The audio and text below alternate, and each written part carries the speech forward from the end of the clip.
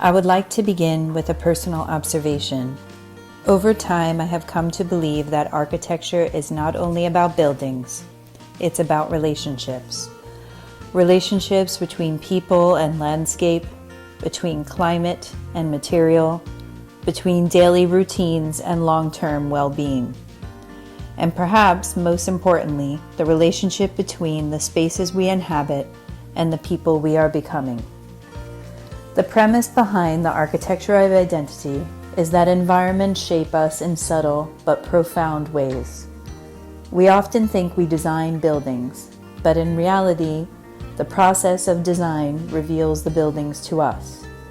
They influence how we wake in the morning, how we move through the day, how we interact with space, how we interact with each other, how we socialize, how we feel when we return home at night. Architecture influences emotional regulation, attention, and connection.